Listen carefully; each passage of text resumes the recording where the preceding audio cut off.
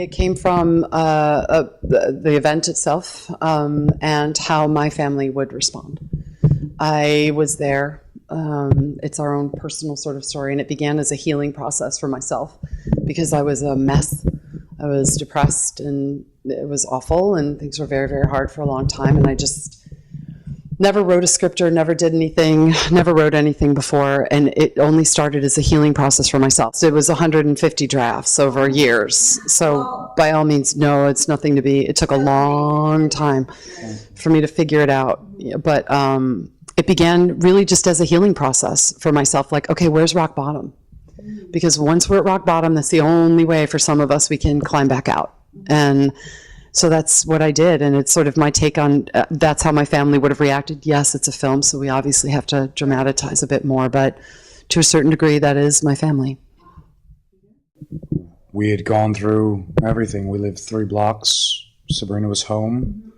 I was working out in Long Island, and it took me 13 hours or so of running, literally running, sometimes on the train station, and to get down, and you know, found her waiting in the darkness, in the what looked like snow coming down, and we joined the refugee camp line out of Lower Manhattan, walked out, and we lost our house and friends and acquaintances and neighbors. I went in and I worked with the Essex County Sheriff Department. My friend Richard Colabelli, my friend Frank Colabelli, his father, who worked with the Essex County Sheriff Department, and I begged him to allow me to come in and do something. And I ended up taking advantage and spending 2 weeks down in the rubble, searching for bodies. We were filling the buckets that everybody saw being passed, and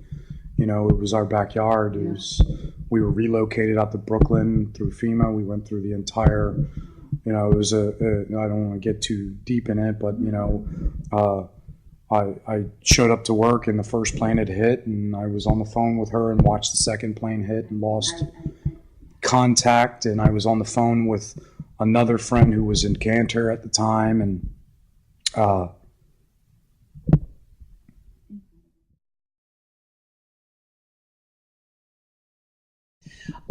I've got to say, maybe I started it in 2002. Finally, I sort of had to come out of, you know, my turtle shell about it. And once people started to read it, friends, it was a diary, if you will, and the only medium I knew, which is my industry. And I just thought, I'm just going to write and see what happens. I read way too many books, all contradicting themselves.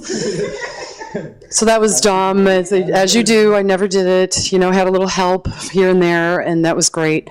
But we went through so many drafts of it, and because I think my friends started telling me, what was beautiful about it is it's ultimately about loss. That's why we couldn't make it we can talk about this now, I think. We couldn't make it a 9/11 film because we don't corner the market on loss and grief and pain.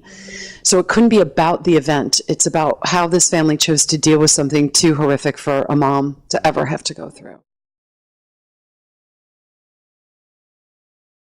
Thank you. I'm still shocked. I mean, it's been, you know, we've been working on this a bit, and I'm still shocked every time I look at her, like, oh my God, you know, and John and Pablo and Diane and the soul and the power. We, and he could talk more about this, I think might be a little bit better, but we had an amazing casting director in Barton Schnee. They were presenting people to us, and he is the type of director, he likes to actually, because at that level, everybody can work. Everybody's an actor, right? But this couldn't be, you know, your face can't be on the cover of every magazine sort of a situation. You had to be able to get lost in the reality. Getting lost and feeling. So he goes through interviews of people to see who their essence is and who they really, really are, and then we were able to make our choices. But to even have been offered her, it was almost like, I don't need to check. Finding the cast and people who would allow the audience, because that's what this film was. It was a film we made for the audience, which is why we, you know, it was a very conscious decision to do it on the scale and the things that we did, but we knew the story was bigger than us. And we knew that we had to set up an environment to allow talent to get lost. And they just brought so much of themselves. in as far as the work ethic and the passion that they brought to this. It was And the wonderful. understanding, you know, and they got, what's great is when we did a, you know, screening and we're with some of the castmates, and Darrin in particular was just like, I just caught that, you know, and it's so many of those little nuanced things that people, everybody gets it at a different place too, which makes us so grateful. And the people that come up to us, it's truly a gift that they're giving me and him to hear their story and how they identify in their different ways.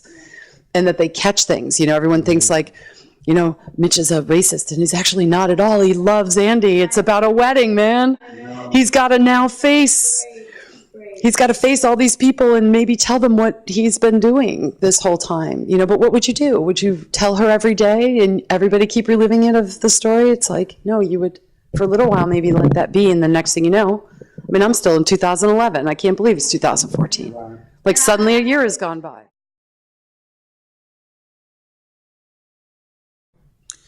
Thank you, first.